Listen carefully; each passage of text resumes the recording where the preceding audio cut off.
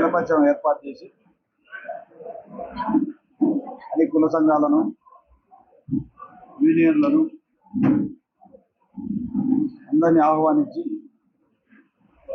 Meeting ఏర్పాటు చేయడం జరిగింది. ఎందుకంటే 6 మాసాలుగా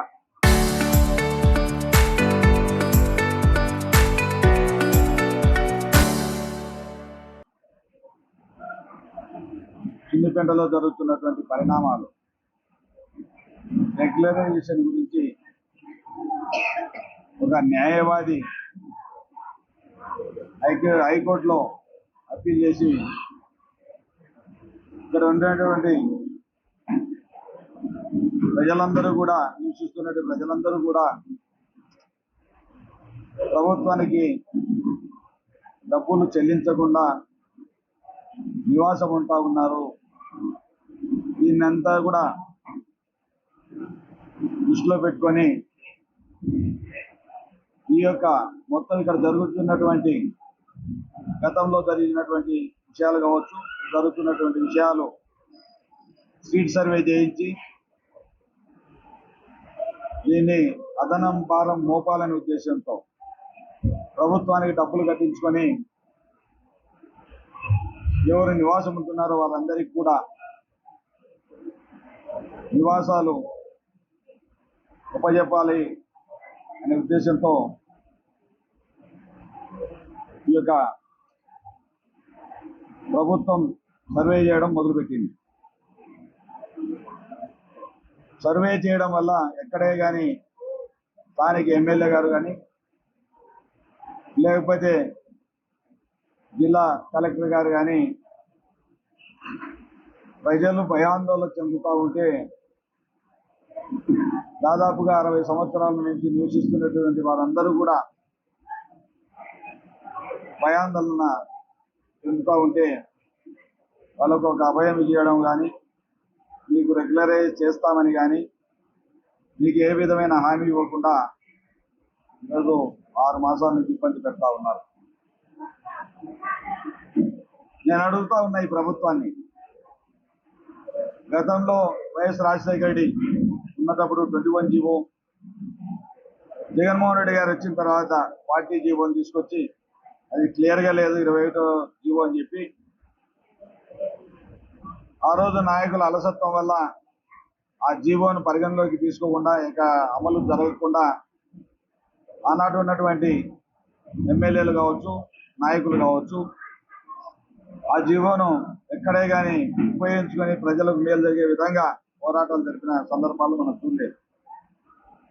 కాబట్టి నేను వచ్చిన తర్వాత, జగన్మోహన్ రెడ్డి గారు వచ్చిన తర్వాత దీన్ని గ్రామ పంచాయతీగా తీర్చిదిద్దాలని ఒక ఆలోచనతో ఈ సమస్యలు తీరాలంటే గ్రామ పంచాయతీ చేయడమే ఒక మార్గం అని చెప్పి ఆలోచించి 6 మాసాల్లోనే దీన్ని ముందుగా ఈ యొక్క భూమి 1960 సంవత్సరంలో ఫారెస్ట్ ఆధీనంలో ఉన్నటువంటి భూమి ఇరిగేషన్ శాఖకు ఒప్పజెప్పడము, ఇరిగేషన్ శాఖ పరిధిలో దాదాపుగా 3-4 వేల గృహాలు ప్రభుత్వం చేత నిర్మించబడి, వాటర్లు నిర్మించబడి ఈ ప్రాజెక్టును కట్టడం జరిగింది. దాదాపు 1960 నుంచి కూడా ఈ రోజు వరకు కూడా చాలా మంది ఈ ప్రాజెక్టులలో లక్షలాది వేలాది మంది ప్రాజెక్టులో కూలీలుగా పనిచేసినటువంటి వారు ఎంతో మంది ఉద్యోగాలలో పనిచేసినటువంటి వారు ఎంతో మంది, వారందరూ కూడా ఈ యొక్క డ్యామ్ కట్టే సమయంలో దీంట్లో పనిచేసిన వారే. వారందరికీ కూడా ఆ రోజు నుంచి ఈ రోజు వరకు కూడా అదే గృహాల్లో నివసిస్తున్న వారందరికీ కూడా ఆ రోజు రెగ్యులరైజ్ చేస్తామని ఒక జీవో తీసుకురావడం, ఆ రెగ్యులరైజ్ చేయకుండా మళ్ళీ మధ్యలోనే వదిలిపెట్టడం వల్ల నేను 2019 సంవత్సరంలో ఎమ్మెల్యే అయిన తర్వాత మళ్ళీ ఒక జీవోని తీసుకొచ్చి దీన్ని ఏ విధంగా పంచాయతీ చేసిన తర్వాత దీన్ని రెగ్యులరైజ్ చేయాలనే ఆలోచనతో స్ట్రీట్ సర్వే మొదలుపెట్టినప్పుడు మధ్యలో ఎలక్షన్ రావడం, మధ్యలో ఆగిపోవడం జరిగింది. దాన్ని అలసుగా తీసుకొని ఈ బుడ్డా రాజశేఖర రెడ్డి గారు ఉన్న పంచాయతీ పార్టీ జీవోను రద్దు చేసి మళ్ళీ వీటికి ఉన్నటువంటి హక్కులను రద్దు చేసి మళ్ళీ పాత జీవోనే అమల్లో ఉండే విధంగా ఇరిగేషన్ శాఖకు ఈ భూమిని బదలాయించడం జరిగింది. కాబట్టి ఈరోజు రెగ్యులరేషన్ చేయాలంటే ప్రభుత్వానికి ఏమాత్రం హక్కులు లేవు, మళ్ళీ మొదటికి వచ్చింది. కాబట్టి ప్రజల్లో ఆ రోజేమో పుట్టా రాజశేఖర రెడ్డి గతంలో ఎమ్మెల్యేగా ఉన్న టైంలో, వాళ్ళ తండ్రి గారు ఎమ్మెల్యేగా ఉన్న టైంలో, వాళ్ళ సోదరుడు ఎమ్మెల్యేగా ఉన్న టైంలో ఎన్నో మార్లు నేనే పట్టాలు ఇప్పించాను, 2500 మందికి పట్టాలు ఇప్పించాను, క్వార్టర్స్ లో నివసిస్తున్న వారికి కూడా పట్టాలు ఇప్పించానని చెప్పి ఆ పెద్ద మనిషి ఆయన ఈరోజు ఆయన నోటీసులు కూడా ఇప్పించారు. వాస్తవం కాదని అడుగుతా ఉన్నా. అదే పెద్ద మనిషి పట్టాలు ఇప్పించిన పెద్ద మనిషి ఈరోజు మళ్ళీ నోటీసులు కూడా తనే ప్రభుత్వం చేత నోటీసులు కూడా ఇప్పించడం జరుగుతూ ఉంది. అంటే ఇది ఒక దుర్మార్గమైన చర్య కాదని అడుగుతా ఉన్నా. మళ్ళీ ఈరోజు రెగ్యులరేషన్ పేరుతో స్ట్రీట్ సర్వే ఒక దిక్కు చేస్తా ఉన్నారు, ప్రభుత్వం ఏమో కలెక్టర్ ఆధీనంలో జరుగుతూ ఉన్నాయి. అదేవిధంగా మళ్ళీ ప్రైవేట్ సైన్యం ఎమ్మెల్యే అనుమాయులు ఏ విధంగా సర్వే చేస్తారు నేను అడుగుతా ఉన్నా, ప్రశ్నిస్తా ఉన్నా. భయాందోళనకు గురి చేస్తా ఉన్నారు. మీకు ఒకరెవరికి ఎన్ని ప్లాట్లు ఉన్నాయి గమనించి మీకున్నటువంటి ప్లాట్లను వాళ్ళకు ఉన్నటువంటి ప్లాట్లను లాక్కొని వారు ఏ విధంగా అయినా సరే డబ్బులు ఇస్తే ఆ ప్లాట్లను మీకు ఒప్పచెప్తాం, లేకపోతే మీ పేరు మీద రెగ్యులరేషన్ చేయిస్తాం తప్ప చేయమని ఒక ప్రైవేట్ సర్వే రూపంలో ఈరోజు మనుషులను ఇక్కడే పెట్టి తన అనుమానాలను పెట్టి సర్వే చేయించడం జరుగుతూ ఉంది. నేను ప్రభుత్వం ఉండి నిద్రపోతా ఉందని మేము ప్రశ్నిస్తా ఉన్నాను. కలెక్టర్ గారిని కూడా ప్రశ్నిస్తా ఉన్నాను. ఇటువంటి వాళ్ళను మీరు జైల్లో పెట్టాల్సిన అవసరం ఉంది. పుట్టా రాజశేఖర రెడ్డి గారిని కూడా జైల్లో పెట్టాల్సిన అవసరం ఉంది. ఒక ప్రజాప్రతినిధిగా ఉండి ఏ విధంగా మీరు ఇటువంటి ప్రైవేట్ సైన్యాల ద్వారా మీరు సర్వే చేయిస్తారని మిమ్మల్ని ప్రశ్నిస్తా ఉన్నాం, నిలదీస్తా ఉన్నాం. కాబట్టి ప్రజలకు అండగా నిలబడాలనే ఉద్దేశంతో ఈరోజు ఆ రోజు మా ప్రభుత్వ హయాంలో ఈ సున్నిపెంటను పంచాయతీగా చేయడమే కాకుండా ఆ రోజు గ్రామ సచివాలయాలు తీసుకొచ్చి ఈ గ్రామంలో 4 గ్రామ సచివాలయాలు, 72 మంది వాలంటీర్లు, అదేవిధంగా సచివాలయ ఉద్యోగులు 52 మంది సచివాలయ ఉద్యోగులు, వీళ్ళందరినీ తీసుకొచ్చి ఆ రోజు బ్రహ్మాండమైనటువంటి పాలన ఇచ్చాం. అదేవిధంగా ట్యాంకులు, వాటర్ ట్యాంకులు లేకపోతే అసెంబ్లీలో అడిగితే వెంటనే ఆ రోజు 7 కోట్ల రూపాయలు శాంక్షన్ ఇచ్చి ఆ రోజు ఈ నీటి కొరతను కూడా తీర్చాం. ఆ రోజు ఎన్నో రకాలుగా నాడు నేడు ద్వారా స్కూళ్లను డెవలప్మెంట్ చేశాం, కాలేజీలను డెవలప్మెంట్ చేశాం. అదేవిధంగా మన గవర్నమెంట్ హాస్పిటల్ను డెవలప్ చేశాం. అన్ని రకాలుగా మేము అభివృద్ధి చేశాం. శ్రీశైలాన్ని కూడా అభివృద్ధి చేశాం. అక్కడ కూడా సచివాలయం తీసుకొచ్చాం. అక్కడ కూడా ఆ ప్రాంతంలో ఈరోజు బ్రహ్మాండమైన కాటేజీలు తీసుకొచ్చాం. ఎప్పుడు చేయనటువంటి విధంగా రోడ్లను వేసాం. అదేవిధంగా నీళ్ళ వసతి కల్పించాం.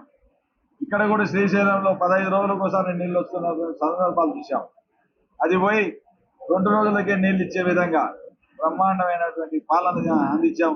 ఆ రోజు వైఎస్ఆర్ సిపి ఆధ్వర్యంలో ఆ ప్రభుత్వం హయాంలో చేశాం. కాబట్టి ఈరోజు ఎవరైతే భయపడతా ఉన్నారో మీ ఫ్లాట్లు మీకు కాకుండా పోతాయని, మీ ఇల్లు మీకు కాకుండా పోతాయని ఎగ్జాంపుల్ చెప్తా ఉన్నా. ఆ రోజు 1960 ఇంజనీర్లుగా, ఆ రోజు కూలీలుగా, ఆ రోజు నిరుద్యోగులుగా, గ్రూప్ ఎంప్లాయీస్ గా పనిచేస్తున్నటువంటి వారు, ఆ రోజు డ్యామ్ లో రిటైర్డ్ అయినటువంటి వారు, అసూలు బాసిన వారు ఎంతో మంది, వాళ్ళ కుమారులు ఈరోజు అదే క్వార్టర్లో జీవిస్తా ఉన్నారు. వాళ్ళందరికీ కూడా ఈరోజు నోటీసులు ఇవ్వడం జరుగుతూ ఉంది. నేను ఒక భాస్కర్ మూర్తి అని చెప్పి రెసిడెంట్ ఇంజనీర్, ఒక ఇంజనీర్ భయాందోళనకు గురై ఈరోజు నీ మీటింగ్కి వస్తే కూడా నా క్వార్టర్ ఏమన్నా లాక్కుంటారనే భయంతో ఈరోజు మీటింగ్ కూడా రాలేని పరిస్థితులు ఈరోజు ఈ యొక్క సున్నిపేట గ్రామంలో చూస్తా ఉన్నాం. ఎవరు భయాందోళన చెందకూడదు. మీరంతా ఈరోజు హైకోర్టు ద్వారా ఏదైతే ఒక న్యాయవాది తీసుకొచ్చాడో, దీని వల్ల సర్వే చేయమని తీసుకొచ్చాడో, మీరు సర్వే చేసినా, ప్రభుత్వం లేకపోతే సర్వే చేయకపోయినా, మిమ్మల్ని ఇబ్బంది పెట్టాలని ప్రయత్నం చేసినా మీకు అండగా నిలబడడం కోసం ఈరోజు మీటింగ్ పెట్టాను. మీరు ఎవరైనా భయపడవద్దు, నేనున్నా. ఎంత ఖర్చు అయినా సరే ఈ సుప్రీంకోర్టు వరకైనా పోయి మిమ్మల్ని ఆదుకునే బాధ్యత నాది అని కూడా మీ అందరికి సవినయంగా తెలియజేస్తా ఉన్నా. కాబట్టి మీరు భయాందోళన వద్దు, నిశ్చింతగా ఉండండి. మీ ఇల్లు మీకు ఇప్పించే బాధ్యత నాది. మీరు ప్రభుత్వాన్ని మెడలుంచుతాం. ఈ యొక్క ఎమ్మెల్యే గారు ఇవ్వకపోతే రేపు ఎవరు గృహాల్లో నివసిస్తా ఉన్నారో, ఎవరైతే ఈ యొక్క గృహాల్లో నివసిస్తున్న వారిని ఎవరిని బెదిరించి కానీ ఇంకో విధంగా లాక్కోవాలని ప్రయత్నం చేయడం కానీ జరిగితే మా యొక్క నిరసనను తెలియజేస్తాం. తప్పకుండా ఈ ఎమ్మెల్యే అనుచరులను అడ్డుకుంటాం అని అంటే ఎమ్మెల్యే ఏమేమి పనులను అడ్డుకోవడానికి సిద్ధంగా ఉన్నాం. కాబట్టి ఎవరు కూడా ఎవరైతే గృహాల్లో నివసిస్తా ఉన్నారో వాళ్ళందరికీ ఇల్లు ఇప్పించే బాధ్యత మా ప్రభుత్వం వచ్చిన తర్వాత అయినా తీసుకుంటాం. లేకపోతే ఈ ప్రభుత్వాన్ని ప్రశ్నించి ఇప్పించే బాధ్యత కూడా తీసుకుంటామని కూడా మేము సవినంగా తెలియజేస్తా ఉన్నాం.